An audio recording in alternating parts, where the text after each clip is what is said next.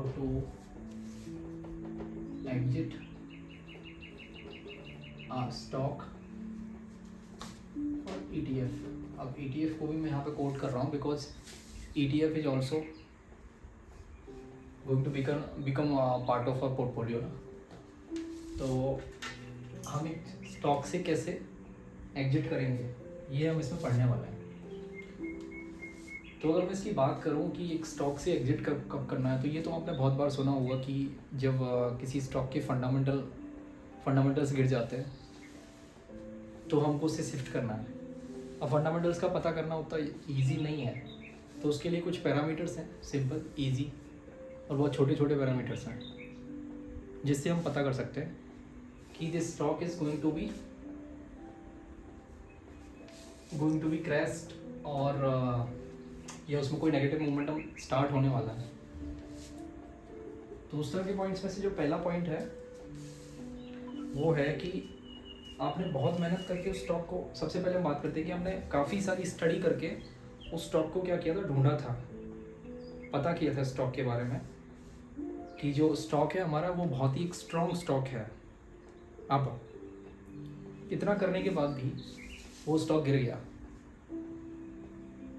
हो सकता है कोई और रीज़न हो, मे भी हो सकता है मार्केट का मोमेंटम हो, सेक्टोरल मोमेंटम हो, या ओवरऑल इकोनॉमी में कोई कैटास्ट्रॉफिक मोमेंट आ जाए, ब्लैक स्वान इवेंट हो, तब भी आपको शिफ्ट करना है। बट एटलीस्ट आपको इतना तो श्योर रहेगा कि fundamentals of stock are not being deteriorated. तो स्टॉक के फंडामेंटल डिटेरियोरेट नहीं हुए तो उस टाइम पे तो आपको मूव नहीं करना। अगर आप मूव करेंगे तो उस रीजन से मूव करेंगे, इकोनॉमी में ही शिफ्ट हो रहा है या फिर सेक्टोरल शिफ्ट हो रहा है, तो उस वजह से ही आप शिफ्ट करेंगे। बट एक मेजर रीजन जो है जिस वजह से हम लोग शिफ्ट करने वाले हैं, उन रीजन्स के बारे में हम लोग बात करेंगे, ठीक है।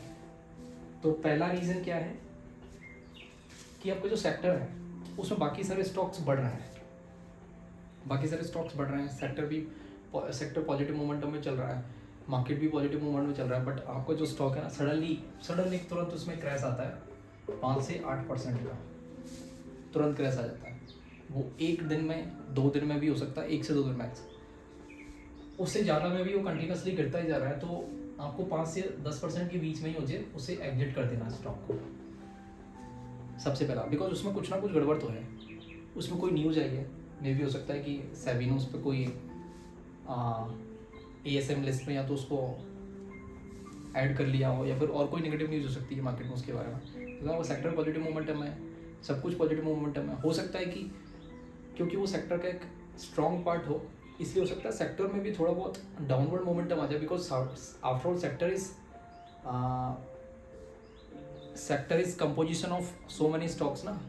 तो उस तरह के जितने भी स्टॉक्स हैं उनसे मिलके तो सेक्टर बना है ना, तो सेक्टर भी तो गिर सकता है थोड़ा बहुत।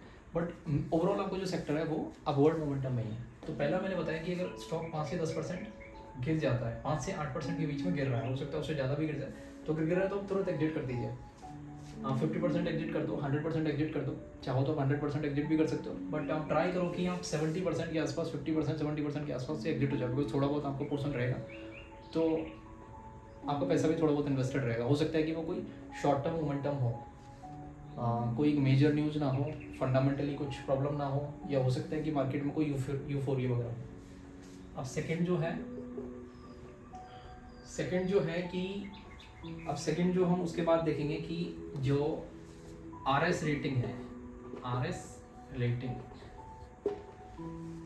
वो 70 से नीचे आ गई एक स्टॉक की, 70 से नीचे एक स्टॉक की RS रेटिंग आ गई। RS रेटिंग का मतलब रिलेटिव स्ट्रेंथ रेटिंग, मतलब रिलेटिव स्ट्रेंथ रेटिंग जो होती है वो एक सेक्टरल मोमेंटम को बताती है। मतलब उस मींस सेक्टर बढ़ रहा है और उस सेक्टर में सारे स्टॉक्स बढ़ रहे हैं। वैसी बात है, जब एक सेक्टर बढ़ता है मार्केट भी बढ़ता है, तो उस टाइम पे जो स्टॉक्स हैं बाकी के वो भी सेक्टर को फॉलो करता है। अब मैंने बताया कि जो RS रेटिंग है ना, वो स्टॉक के मोमेंटम को बताता है उस ओवरऑल सेक्टर में। जिस स्टॉक की RS रेटिंग उतनी अच्छी होगी ना, वो अपने सेक्टर में अपनी प्रेजेंस को बताता है। यानी कि अगर मान लो इस स्टॉक की 90 या उससे ज़्यादा की RS रेटिंग है ना, तो टॉप 10% में आता है ये स्टॉक। अगर स्टॉक की RS रेटिंग 95 आती है ना, तो उस सेक्टर के टॉप 95% और टॉप 5% जो स्टॉक्स है ना जिनका मोमेंटम सबसे बेस्ट है, ये उसमें आता है, समझ गए? टॉप 5% जो आते हैं उसमें आता है। अब इसकी आर एस रेटिंग जो है 70 से नीचे गिर गई, तो ये वीक हो गया, मतलब इसका मोमेंटम वीक हो गया सेक्टर स्टॉक का। तो इस तरह के जब 3-4 के आसपास के जो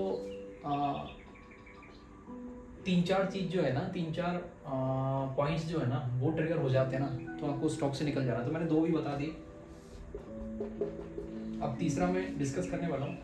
ये तो आपका जो स्टॉक है उसका 50 डे मूविंग एवरेज जो है ना, 50 day moving average, simple moving average, उससे स्टॉक 25% ऊपर जा चुका है, सॉरी 25% ऊपर जा चुका है।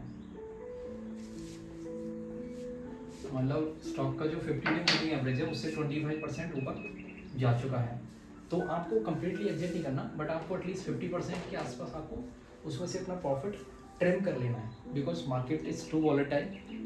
और अगर आपको ऐसा भी कोई इंडिकेशन लग रहा है कि 50 डे मूविंग एवरेज से ऊपर चला गया, या दूसरा इंडिकेशन आर एस रेटिंग का भी आपके पास आ गया, तो इस तरह के मल्टीपल फैक्टर जब आपके ट्रिगर हो रहे हैं ना, तो आपको डेफिनेटली स्टॉक से एग्जिट मार जाना चाहिए, ठीक है?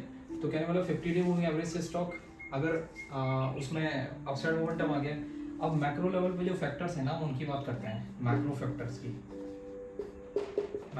की हम बात करेंगे कि क्या है। आपका जो स्टॉक है वो सैटेलाइट स्टॉक है। सैटेलाइट स्टॉक्स का मतलब है कि कोर पोर्टफोलियो पार्ट नहीं है, सैटेलाइट पोर्टफोलियो का पार्ट है।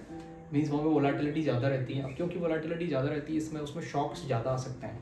तो क्या है कि विक्स जो है ना, विक्स वोलेटिलिटी इंडेक्स, वो क्रॉस करता ऊपर पहुँचते 20 क्रॉस कर गया, ठीक है? अब 20 क्रॉस करते वो 20 पे आ गया, मतलब मार्केट में फियर फैक्टर बढ़ता जा रहा है। वोलेटिलिटी इंडेक्स जो है वो 22 भी क्रॉस कर गया। तो अब आपके लिए बहुत ज़रूरी हो गया है कि आप उस स्टॉक का जो आपने जिसमें उसमें पोजीशन बना रखी है ना, जो वेटेज उसका है ना, उसको